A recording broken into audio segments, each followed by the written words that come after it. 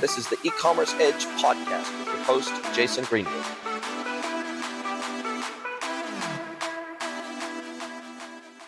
Hello, everybody, and welcome to another episode of the E-Commerce Edge podcast with me, Jason Greenwood, your host. I would love to welcome our incredible next guest, Mr. Brendan Heegan, and he is the founder of Boxzooka. Welcome, Brendan. Hey, Jason. Thanks for having me. It's my pleasure to have you along for the ride today. And you said you're in Secaucus, New Jersey. That's correct. That's our headquarters. We're also in Harrisburg, Pennsylvania, and Las Vegas, Nevada. Oh, very nice. I just got back from Shop Talk in Las Vegas. So yeah, Las Vegas is it's a wild place, man. It can be for sure. Good stuff. And before we get into what Boxzooka is, does, how you came to be, when you are in the logistics WMS space, but how you've been running Boxzooka for over a decade now. But before we get into that and what it is and what it does and how you came to be, how did you get to be in the commerce logistics space? I see you do have a history in it. You were sales manager, Northeast US, Spain, and Portugal for DHL, but then you've also done some other things that wouldn't naturally lead me to believe that, hey, I'm going to go and build a WMS platform. Yeah, it's a great question. And to truly answer it, I think I have to go all the way back to my childhood, even because since I was a kid, I was 11 years old. I was carrying around a briefcase in my neighborhood, handing out flyers for my car washing, lawn mowing, and babysitting businesses. And so the entrepreneurial spirit was always there. But I went to school and I got a degree and I went into corporate America to play by the rules for a bit and get some of that knowledge and training you get working for other companies and everything. And I worked for some great companies that gave me a well-rounded experience that really, truly did lead us to where we are today. And it was that DHL, Airborne Express before DHL, they were acquired back in like 2001. That got me into, I guess, the dawn of e-commerce, and we were shipping packages for online retailers, catalogers back then. And then I worked for a company called LexisNexis, and it's analytics and due diligence platforms, but all database analytics. And you'll see a lot of the LexisNexis dashboard type insights and visibility that you'll see that in our WMS on the client portal side. And after LexisNexis, I worked for another transportation company that acquired a 3PL, and I learned all the nuts and bolts behind the scenes, what a 3PL is there. And so it's all that collective experience that got me to Boxzooka. Wow. What a journey to get to where you are. And I'm a big fan of saying that e-commerce is basically, and omnichannel for that matter, is largely logistics with a pretty face. And the reality is that until I was inside of a brand and implemented a brand new WMS system and helped to modernize our warehouse, helped with implementation of chaotic put away, helped with implementation of a carousel system to bring items from the back of the warehouse to the front of the warehouse for our pick pack stations. Until I had been involved with some of these larger scale warehouse management challenges, and until I had really got stuck into that and how much technology really needs to be involved to streamline warehouse and internal logistics operations, I didn't necessarily, even though I had already been in e-commerce for well over 15 years by that stage, I don't think I appreciated just how complex things can get at speed. And always before this, I had worked in warehouses that were manually organized. They were all of the pick routing, everything was all manually organized by human beings. So the warehouse would be organized either by brand or it would be organized by category. It would be organized in such a way that human beings could understand where to go and find the products on their pick list. And so they'd print out maybe a whole bunch of packing slips. They would have them in their cart with them, and they would wander their way around the aisles, and they would pick against that, and they would know exactly where they needed to go because it was organized in a way that a human could understand. Wasn't necessarily terribly efficient, but it was pretty damn simple. And really all most brands at that level need is really a pick, pack, and dispatch platform, maybe a carrier aggregator platform that can pull down the orders from their commerce system. They can then pick, pack, and dispatch them manually, and then the consignments get lodged by that platform. When they scan that parcel as ready to ship, it then gets lodged with the carrier, and then it goes in the right cage or the box or the bag or whatever it is ready for the carrier to pick up. And until I was working inside of brands that were bigger and meaner and scarier than that, and they needed to make every inch of warehouse space count. They needed to make every minute of pick time count. They needed to be able to do really granular pick segmentation based on, okay, is this a domestic order? Is this an international? Or, okay, is this a single item order? Is this a multi item order? Okay, cool. Is this a bulk order? Is this a satchel based order? They needed to be able to do pick segmentation for efficiency of the pick combined with making sure that they could hit the target times of delivery for the customer level of delivery service that they had selected and paid for at the time of checkout. And so I guess what I'm saying is that this, when people perhaps are new to e-commerce or just new to commerce in general, they don't necessarily come into the industry with a knowledge of just how complex even the devanning process, the put away process on the shelves, they just don't have any grasp of just how complex internal and delivery logistics are. Do you see that too? That either when people come to work for your company or you're starting to talk with a customer for the very first time, is it something that there is an education piece that needs to happen out there because people think, oh, this is easy, this is simple, we can do this? Yeah, it's funny you mentioned that. And you've been around the block. I can tell that you've been in a few warehouses. And yeah, I have a saying that fulfillment is fluid. And it's ever changing. It's our warehouses are living, breathing organisms in some fashion because it's dynamic and things are changing all the time. And then you incorporate doing multi-tenant where we have 40, 50, 60 customers in a single warehouse. And so everything you just talked about, the complexities that you talked about, times that by multiply that by the number of customers you have, because we are batching by customer, then by carrier, by method, and by SLA. We have different carriers. So we have 35, 38 carrier sorts. And so we're batching by the West Coast, the East Coast, and everything, and then by customers, right? Yeah, I think our favorite customers are the ones that do have an indication of how complicated it is. And because they tend to be the ones that understand what we're doing. And then for those newer customers, we're really good about educating and about explaining. We love it when customers come to visit us. We don't have to put on any kind of dog and pony show. Our doors are always open, and come out and see us and get an understanding for what we do, because we're going to work to better. We're going to work better together that way when we both understand each other's respective challenges. And what's unique about you? And in all transparency, I've never used Boxzooka before. I've never worked with you before, so this is all new to me. But at least judging by what's on the tin and by what you say on your website, what's a little bit unique about you guys is that you haven't, at least as far as I can tell, designed your WMS for brands to use internally necessarily. You have deployed technology that allows 3PLs and service providers, logistics service providers, to be able to run their warehouse operations, their multi-tenant warehouse operations on behalf of the brands that they work with. And so really I guess the scale of warehouse operations that you're working with is at a whole different level to an individual brand that might have a small local warehouse that they're doing pick, pack, and dispatch from for just their products, just their orders, etc. Maybe they have their own internal employed team, as just like they would have an e-com team or a merchandising team, they have a warehouse team. And so it feels you're not competing, for example, with the People Voxes of the world. You're competing at scale with both your own services, your own 3PL services. And I'm guessing that was, you were scratching an itch, so to speak. You developed technology that you could use in your 3PL business. And then you decided, hey, let's do the Amazon model here. Let's take what would be a cost center of software that we develop for our own use, and let's spin that out and let's commercialize that. And let's turn that into a piece of software that other 3PLs can use, and we can at least cover the cost of our own development for our own use. Sure. And it's not to say that our WMS couldn't be deployed to a single brand in a single location. By all means, it could be. The fact that we can do multiple locations and multiple brands and run the scale that we do run certainly could be dumbed down. And it also could be exponentially expanded as well. We have a strong feeling that we could take our software into any operation and make it more efficient, which is pretty awesome to be able to say that.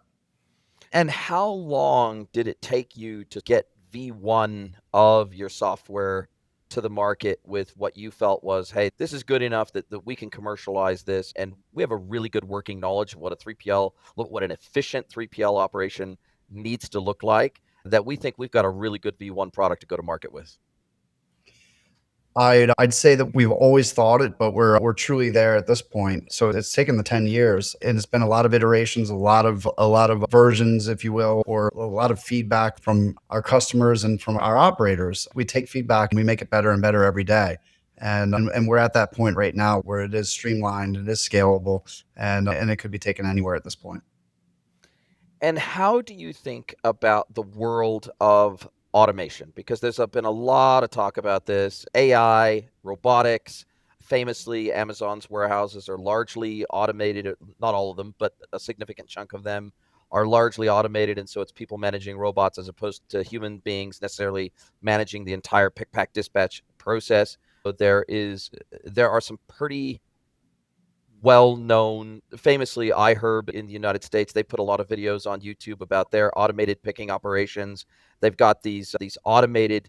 They've got sky high pallet racking, and then they've got these elevators, for lack of a better term, automated elevators that can go up and they can pull a bin out. They can bring it down to an electronic automated picker, effectively, that can pull the item out of the bin with a robotic arm. It's pretty amazing. I think they're called Dematic, I think is the one that provided the hardware to them. But that there's a shift because of the high cost of warehouse operational staff and also the high risk to them injuring their back, having something falling on them, forklifts, all that sort of stuff. Warehouse operations are high risk operations in many respects. And obviously, there is a move afoot to try to remove humans from as many of those dangerous operations as possible to not only bring down cost, but to bring down risk and OSH risk in particular. And and how do you think of your technology in relation to other hardware-based automations? Sure. I Automation is a whole subject in and of itself, and it can go in a lot of different directions. I think that there's certain core in our business, in the 3PL business, a multi-tenant, ever-changing business, and it's ever-changing as we're bringing on new brands and new types of business. Automation can get precarious to solidify an entire solution around the business today because it might not be the right solution for the business tomorrow. There's definitely certain aspects of an operation that remain more static. Unloading trucks, for example, you could certainly automate the that aspect of it. You could also have carts, like pick carts, brought back to the pack out area from the warehouse, from anywhere in the warehouse, and maybe automate that flow. But when you try to develop automation that's embedded in the intricacies of the actual picking, and then you introduce new products, it's very possible that automation might not work anymore, or it might not be efficient anymore for the business. So we're really careful. We're constantly reviewing the landscape and the options that are out there. And I continue to think it's interesting and fascinating what aspects can be automated, but we're very careful about implementing anything on a large scale. Yeah, do you think that AI, machine vision, machine learning, do you think that like how soon do you think that's going to kind of impact the internal logistics industry at scale with kind of a more of a unified solution? Most of these platforms have APIs, so obviously you can integrate with them via API, but it's about how do they understand the warehouse layout? How do they understand pallet racking layouts? How do they understand dynamic bins? How do they understand dynamic put away? Like I think you rightly point out that whilst we might have all of the individual components that can do certain pieces of automation, tying all that together in almost a mesh type of a system, it's still pretty hard to do. That's what it feels like. Yeah, totally. And AI is here now. It's not something that we're still waiting for, and we're already using it in certain aspects. And at the same point, as I discuss automation, how it can be good for here or for there, the AI is already good for us for put away, for replenishment, and for batching. We're constantly getting our WMS is constantly getting smarter, and we're using the data that we collect on an ongoing basis to make the efficiencies better in the present day and into the future. And how do you think about what brands can do to help differentiate themselves? I mean, I'm guessing that what's the split today between 3PLs that you serve with your software versus individual brands? What does that split? Is it like 70-30? Is it 90-10? What does that look like today? And obviously, if a brand is out there and they are looking for a 3PL they're a startup, or they're looking for a new 3PL or an additional 3PL to help de-risk their business. Maybe they're already working with a 3PL on the East Coast, but now they need to find a 3PL on the West Coast or central United States or something like that to be closer to where their customer dispatches need to be. What are the types of things that you would encourage merchants, whether it be B2C, D2C, B2B, doesn't really matter, in what are they looking for in a good 3PL that, because obviously they've got to try to balance cost effectiveness with service performance. And I feel like that's the eternal question, right? Yeah, there's a lot there to unpack. When you talk about bi-coastal fulfillment, for example, you don't want to do that from a brand standpoint if you have an enormous amount of SKUs. It's hard enough to manage your inventory in one location versus trying to leverage your inventory across multiple locations when you have more than a couple hundred SKUs. We have brands that have, on average, five to 15,000 SKUs. We have one brand that has 60,000 SKUs. These brands cannot do bi-coastal distribution, but we have several that have under a couple hundred, and we do leverage both coasts for them. But a brand should be looking for price is one thing, obviously, and it's an important thing. But no matter how low the price is, if the core competency is not there for the 3PL, then that should be a red flag. And so you want to look for a 3PL that has experience in doing the similar type products and similar type industries. And chemistry, I think chemistry is just huge. And we're all human behind the scenes, right? And sometimes if you don't have that chemistry, you're not going to have a good working relationship, right? Price doesn't matter if you don't have good chemistry and then good technology as well. That was one of the gaps that I saw in the landscape in starting out this that I wanted to fill, and that's why we started with technology. We started building the WMS before we were a 3PL. It actually started out, we were doing international checkouts for online retailers, and we used a 3PL for that service. But technology is the core of everything. And without good technology, a 3PL can't be successful. No question about that. I've seen it multiple times where there's not a good culture fit, or they don't understand your industry, or they don't understand your vertical, or they don't understand your customer avatar and the kind of expectations that they have around fulfillment times and messaging and data and updates and all that sort of stuff. And then if we talk about the three, what I perceive to be, and I'm sure you'll correct me if I'm wrong here, the three core components that a 3PL will try to put together in terms of a commercial proposal. They usually have a storage component, and that's usually based on a palletized storage component. And they'll say, okay, we're going to charge you X dollars a day for every single pallet we hold in our warehouse for you. We're going to charge you a certain fee per item or per order for pick, pack, and dispatch, and that's going to be based on a threshold of items, average items per order, and the process required to do that, and the pick routing that's going to be required to do that. And we'll have some thresholds built into that. Then we have the actual freight component, the actual both. Usually there's a one-off devanning charge for every single time a container arrives, for example, and then there's usually a put-away charge in addition to the storage charge, but those are usually one-offs depending on when the items are received.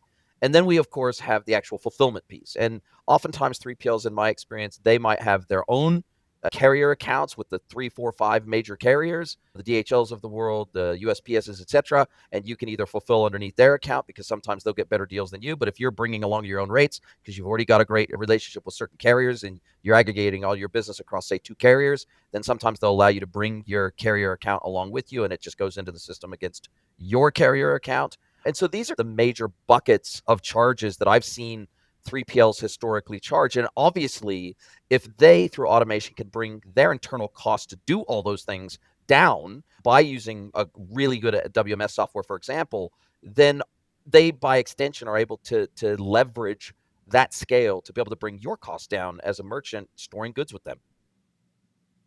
Yeah, you want a job? You can be a salesperson here. No, yeah, Love it. you hit the nail on the head for sure. That's the nature of the game here. We have different. You hit the core components of pricing pretty spot on, and we model this the same way. But we model each client differently. We have different assumptions for different products. That the size of the product, the number of SKUs, and the units per order, and then the overall volume all goes into a cost model for us to figure out what our efficiency can be, and then how low can we go to put our best foot forward and ultimately win the business, and everybody's happy then. And in your 3PL system, I guess you have to cater for scenarios where, for example, there might be a light manufacturing component or a light assembly component or a light kitting component, for example. Okay, cool. We got to bring these. There's a bomb that this order explodes out into a bomb, a bill of materials. Okay, cool. I need some table legs. I need a tabletop. I need these chairs, and I got to bring these all together. And effectively, I've got a virtual SKU that I'm selling to the client. But once it explodes, then I've got this bomb that I've got to assemble, and I've got to put it all together. And so there are these. I don't want to call them upsells because it's more of an internal process associated with this. But there are scenarios where you need to pull down additional order information other than, okay, here's the 5 lines on the order and we've got 2 units of each line, and here, let's go and pick and pack those. There's oftentimes, especially in the B2B world, which is where I'm working super heavily now, there is much more complexity to the order object than here's the items, pick it and pack it, and oh, and by the way, here's the carrier level that the customer's paid for and selected, so here's who we're going to ship it with. Oh, and by the way, this is the service level label that needs to go on it, and an address label. We slap it on, and it goes out the door. There's additional components of the picking process and the product preparation process that go into this. And that, to me, it's all these myriad exceptions or these myriad edge cases that maybe aren't an edge case in a B2B world that really can stuff up the efficiency of a warehouse. Yeah, they can. It depends. And there's two aspects of kitting in creating these bill of materials, or using these bill of materials to create an order rather. And one is like high volume kitting, where it's you're talking about thousands of a set, and it's the same for those thousands. It's the same exact thing. And you might pull all the material down and set up tables as you were describing before, and do this in an assembly line format. And then we have a number of clients that sell like a virtual SKU on their website that really means these 3 or these 5 items. And we have it in our WMS where that it's the mapping in the back end that when they sell that SKU, it creates a pick ticket for those 5 or 7 items. And the pickers and the packers don't even realize that it was that virtual SKU and we call that kitting on the fly. And we can do that at scale too. There's no limitation on what we can do there.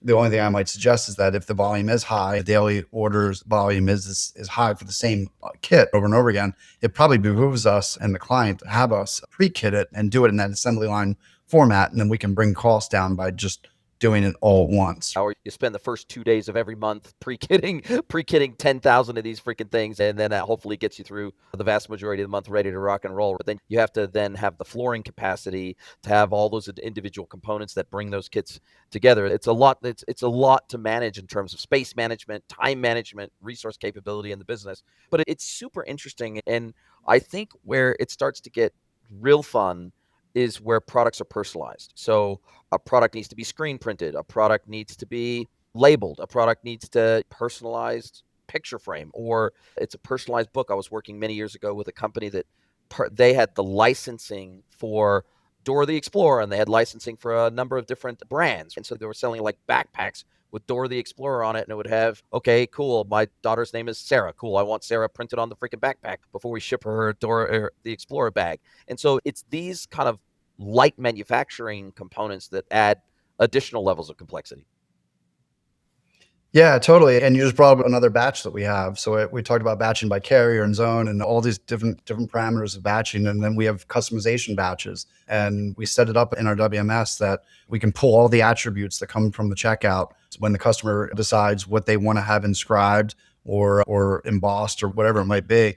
The messaging, the font type, the color of the thread, whatever, all that stuff pulls through into our WMS and prints out in the pack slip. So that order can be picked apart from the other orders, brought over to a special area, and then we know exactly what to do with it from right there on the paper.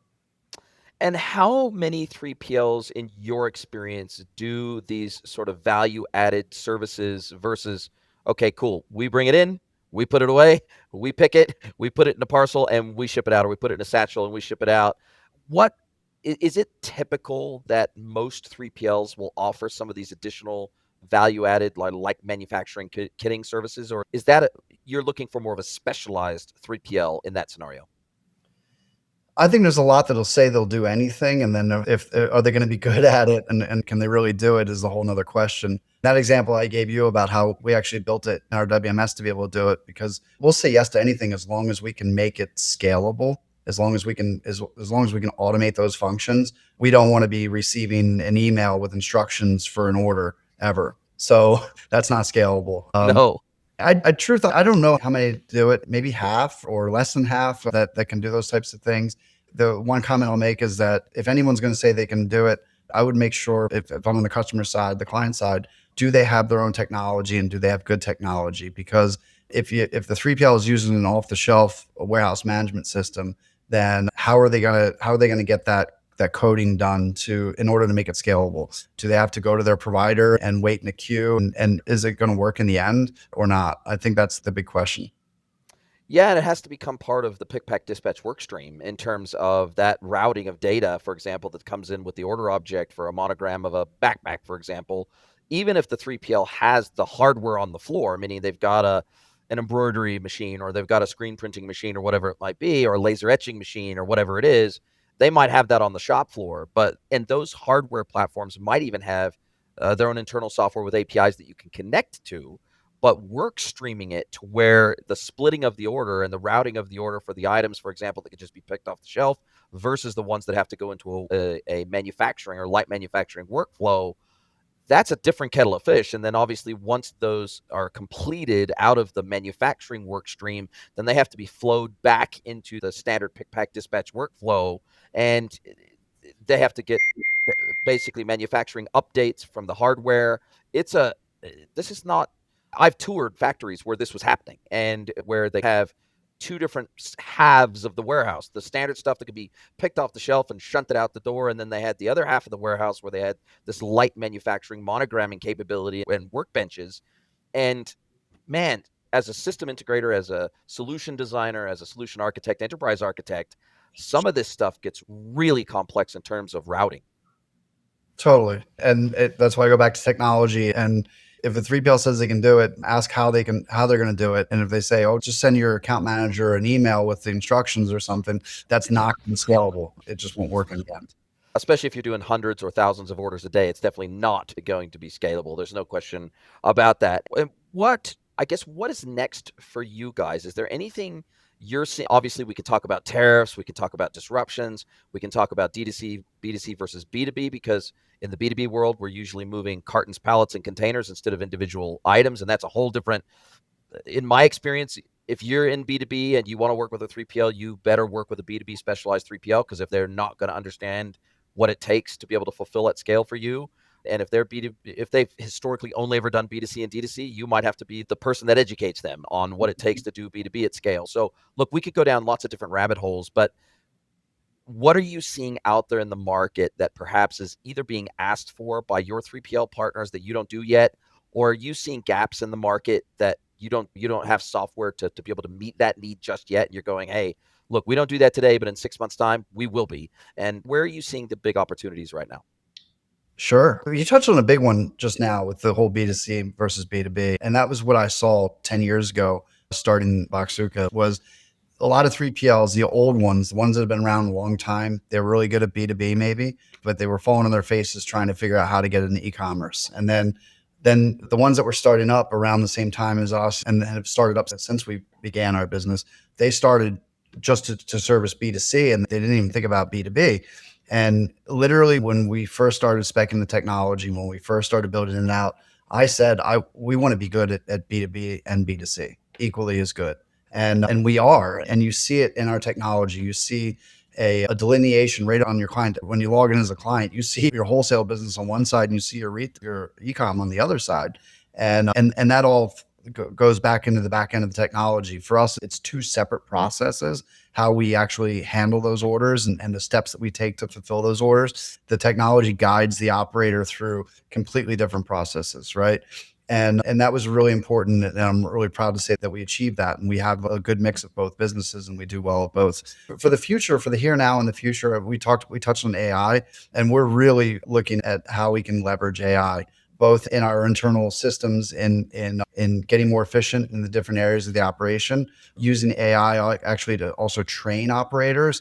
Our WMS is already really intuitive. It's like the iPhone of a WMS, where we're able to stick an operator brand new on the floor, give them a handheld, and they can kind of start learning right away Of course, we're going to guide them, but it's very intuitive to use. But I think there's opportunities. Well, we know there's opportunities. We're working on it right now, developing it, training modules using AI, and then our knowledge base and internal searching and being able to ask a question. How do I do this? And the AI chatbot will populate a walkthrough on how to do it. We're having fun with this right now. And I think that is, without having a lot of robots running around, we find the efficiency is in the data. And it's how can you leverage that data to be more efficient? And we get our efficiency increased every week. We look at the dashboards and we look at the improvements that we make. And I don't know where the ceiling is of improvements, but we'll continue to keep going up. It's great. I love it. And how do you deal with some of the additional complexities that I've seen in certain verticals? It's certainly not universal, but there are a lot of verticals that are dealing with fragile goods, they're dealing with perishables, they're dealing with batched items, they're dealing with serialized items, they're dealing with scenarios where they want to have a FIFO scenario. Okay, this was the first into the warehouse. Cool. That needs to be the first out based on the SKU. Sometimes they will have an item will be the exact same SKU, but I was working a number of years ago with a fabric supplier. And so a SKU might be identical, but the batches might be very slightly different in terms of the shade because of the way that the dye took on that particular base material or whatever it is. And so be 10 cartons the exact same product, but they look just very slightly different. And if you ship half of an order from one carton and half an order from another carton, the person who receives is going to go, this is not the same product, even though it's got the same SKU. And so there's all these really unique scenarios. There's no two picks that are exactly the same, in my experience, is what I'm saying. Yeah, that last one that you just touched on is something that we're actually doing right now for a client where they want us to be able to identify the same SKU from different imports, different POs that came Different in. batches. Yeah, different batches, right. And so we're using basically a serialization functionality in order to do that and giving every product or every batch a unique identifier apart from the SKU so that we can identify which batch this came from versus that came from. For refrigeration, perishables, fragile, I think the 3PL can get in trouble if they're trying to be the 3PL for everyone. Yeah. I mentioned earlier about core competency, and the 3PL should have a core competency and stick to that and not try to be the 3PL for everyone. We're not getting into perishables. It's not something we want to do. And there's folks out there that specialize in that. That's let them have that business. The pie is enormous of opportunity. And we just know that we'll be the best if we stick to what we know, what we love, and what we're passionate about. Makes total sense. And what are you seeing the impact of? I'm sure you are, but what impact are you seeing of tariffs? Is there effectively a pause in operations with a lot of these businesses, a lot of these merchants? They've got items on the water. They don't know what they're going to get tariffed at when it lands. Their original landed goods values are all over the show. De minimis is going away. May 2nd's coming very quickly. People are still up in the air about that, not wanting to get into the political side of this at all, because that's a hornet's nest and people are all over the map on this. But just the practical implications of U.S. tariffs being all over the show at the moment. As somebody who's heavily invested in the American markets, I'm watching the gyrations of the stock market almost every single day. And it's hilarious to watch, actually. You'll be up 2%, 2.5% one day. You'll be down 3% the next. It's wild at the moment from a share market and equities perspective, depending on what the latest announcement from the Trump administration was. But what are you seeing and what are you doing inside the software that maybe is making this a little bit easier to manage for brands and 3PLs for that matter? Yeah, I think we have scores of brands that are all handling it differently, and it's affecting them differently, and they have different options. So many of our brands are sourcing heavily in China and actively looking for other countries to be able to source whatever they can from, going to other parts of Asia, for example. And then that some of them can pivot fairly quickly. Some brands have told me that some of their suppliers are sharing some of the costs, and so it's not hitting them quite as hard. And then whatever the cost that is that they can't afford to share with their customers, they are increasing prices a little bit here and there. But the tariff is going up 40%. The price might be going up 5 or 10%. My opinion is, I'm not going to get political either, but my opinion is I think it will be short lived. I don't think that anyone in our government believes that this is a good long-term strategy. And I think that the boat is getting rocked in order to have it level out down the road. And is down the road 90 days from now, or is it 9 months from now, or is it 2 years from now? That's the $1 million question, is how long will it go for? But from what I've seen, brands are being very nimble and very quick to do whatever pivoting that they can in the short term in order to weather the storm. But I think the storm will be short lived. Let's hope that's the case. I think I understand. For me, I certainly don't. I'm not going to question Trump's motivations. I think you have to a degree, take it at face value and say, look, regardless of the outcome, the intention is there to try to do right by Americans. That's at least what it seems like. And okay, you might complain about the execution, but you can't complain about the intent at the very least. I don't think. I think that's reasonably clear and transparent, and he's got the future of America in mind fairly and squarely. But if I was a brand today and I was going to market and I was looking for a WMS, let's say I've got, I don't know, let's say I've got NetSuite, I've got a great OMS. Either I'm using the inbuilt NetSuite OMS, or maybe I'm using Pipe 17 because it's easier to use for me or something like that. So I'm going to be able to route to any 3PL, or I'm going to be able to route some things to my own warehouse and some to a 3PL, or some to a fragile carrier, or whatever it might be. What would you suggest for brands, B2B, B2C, D2C, doesn't really matter. If they're going to market and they're looking for a really good WMS, what are some of the key criteria that you say, look, okay, this is table stakes stuff, and if they don't do this, you can probably cross them off your list straight away? And then what are some of the more sort of esoteric things that they should be looking at too? Sure, I think a WMS that has good connectivity to all those platforms, those ERPs that you mentioned and the OMSs that you mentioned, that's table stakes. That's open APIs or pre-built integrations, turnkey. That's where you need to start. And some WMS that integrates specifically with what you already have or what you think you might have down the road is definitely a good place to start. And then the WMS that has a good labor management.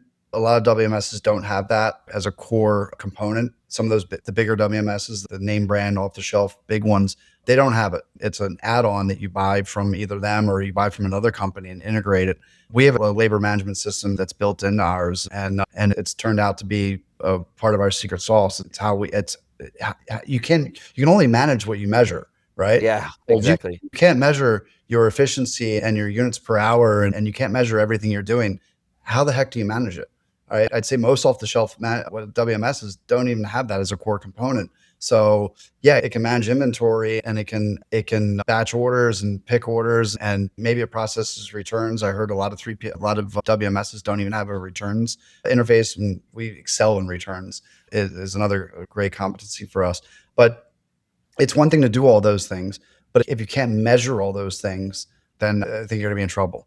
So I think that I would start there, and then everything else. Does it look good? Does it feel good? And is it fast? And does it have good loading times for going to the different interfaces? And those are the things you want to look at next. Yeah, I think oftentimes the ease of use or lack thereof of the UX UI of some of these back office systems is something that's thought as it's almost an afterthought, both by the vendor and if you're going out for an RFP or you're going out and you're taking demos of these platforms or whatever. I think ease of use is something that for me, you can have the flashiest, most amazing platform in the world. But if it's not easy to use, then most likely only a fraction of the functionality will get used. And so therefore the question is, are we actually getting any value out of the software because we're not using three-quarters of the capability of the software because it's just too damn hard to use? It's buried in nested menus, and we've got to click 4 different places to be able to dispatch an order and update an order and change statuses and logic consignment and all the rest. It just feels sometimes, because oftentimes software vendors like yourself, they don't necessarily have UI UX designers on staff. They've got coders, they got developers, and maybe they even have a business analyst, or maybe they even have a solution architect or a product manager or something like that. But they don't necessarily have somebody that just specializes in UI UX. And until we get to a place where AI is the interface, for the time being and for the foreseeable future, we're still going to be dealing with a 2D screen. And so the reality is there's still going to be some form of menuing system. There's still going to be some sort of configuration in the platform that you have to do. There's still going to be pick segmentation rules that you're going to have to create and all sorts of other things. And the reality is we're not yet at the point where we're just talking to software and telling it what we want to do. And so until that happens, we're still going to be using some sort of point and click interface. And it feels like that's oftentimes an afterthought. Yeah, it should be intuitive. And I mentioned earlier that ours is. Thankfully, we took a lot of feedback from our customers over the first several years in order to get. We have UX designers, but it really it's it the feedback that we got from our customers was valuable 6, 7, 8, 9 years ago, and it was really helpful in getting to where we are today. And then the feedback from our operators on the internal side, it's great. Yeah, I guess that's the one benefit of eating your own dog food, right? You're not just a platform vendor, you're also using your software every single day in real life warehouse operations. And that gives you the inside skinny on how this thing actually works in real life use, right? Yep, built by operators for operators.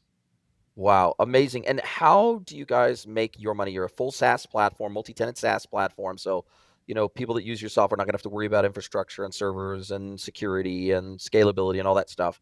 But how do you guys make your money? How do you charge for your software? And obviously, I'm guessing it's going to be different for a multi-tenant 3PL warehouse operation versus a brand's operations. But how do you generally just charge for your software?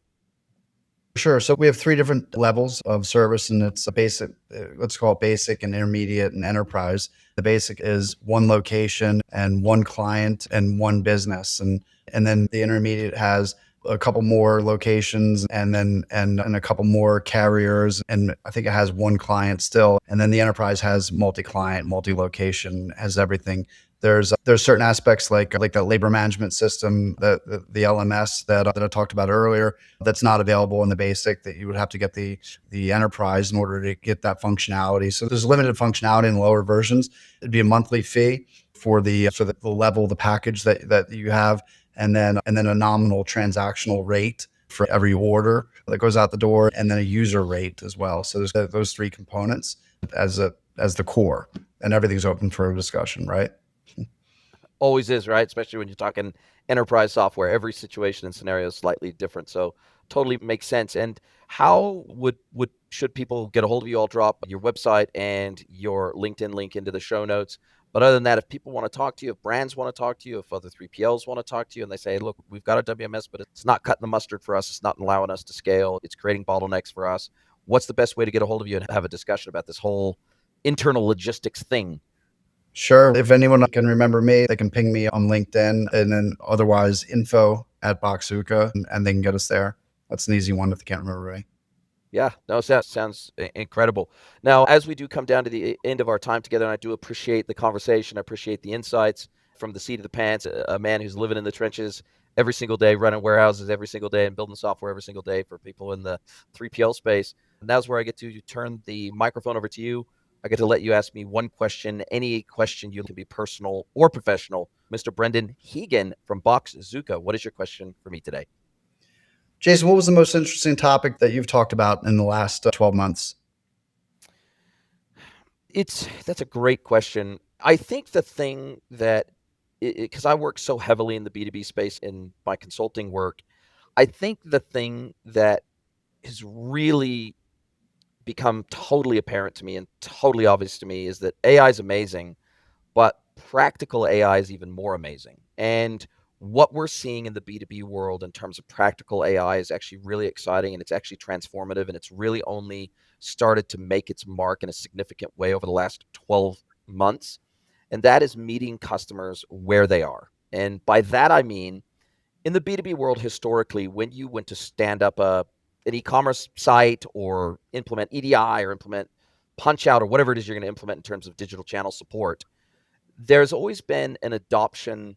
You needed to do some form of adoption planning. You needed to do some sort of customer interviews. You needed to try to build for the customer experience. You needed to try to make sure you were meeting customer needs to help ensure adoption of this technology that you were going to deploy and build and presumably spend a whole ton of money on and system integrate with everything in the back end. But what we're seeing with AI is technology that allows customers to get all the benefits of a self-service e-commerce experience without needing to change their behavior. And I'll give you an example. So in the B2B world, it is still extremely common, more than you might think, that a customer will email an order to their account manager and say, hey, put this in for processing. Or they'll send them a Slack message or a Teams message or a WhatsApp message and say, oh, here's my order. They're on a job site or something like that. They'll send a message to their account manager, hey, can you put this order through for me?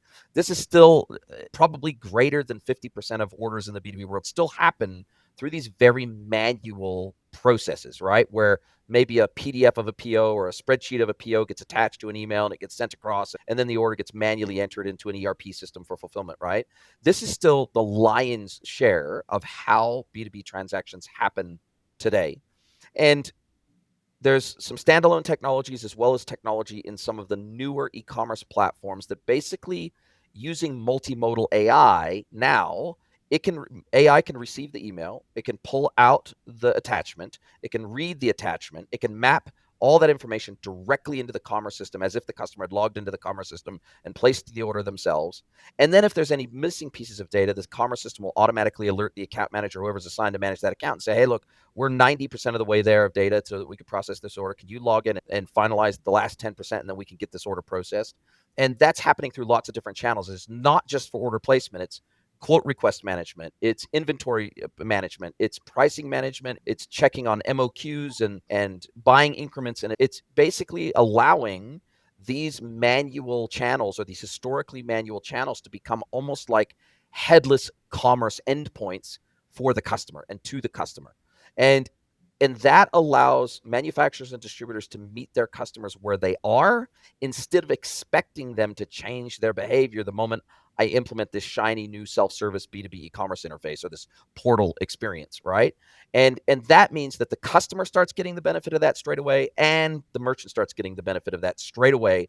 And then if at some point in the future the customer wants to log into the portal, check on their historical orders, download historical invoices, they want to lodge a return request, they want to do certain things, they want to check the status of their credit account, all that sort of stuff online, then they're able to log into the commerce platform. They're able to see all these historical transactions and interact with them in a meaningful way, despite the fact that they may have never logged in before. And so it's this type of technology that is really changing the game and how we communicate and engage with customers. And that to me is a really exciting thing, because that to me is like the most practical, one of the most practical use cases for AI there is. And that's really exciting to me. That is fascinating. I can think of a number of other industries and areas across the supply chain specifically that would be really helpful. Freight forwarding, ocean freight, Oh yeah. bills of lading. Oh yeah. It's an archaic industry, and we could talk about that. We could do a whole nother episode together on that. Oh, no doubt, no doubt. Listen, this has been a fabulous conversation. I really appreciate you sharing openly based on your experience and your knowledge and sharing time with me today. I can't wait to speak to you again soon. Likewise, look forward to it. Thanks so much. Are you a B2B or D2C e-commerce merchant? Then head over to greenwoodconsulting.net to learn how we can help you scale your business.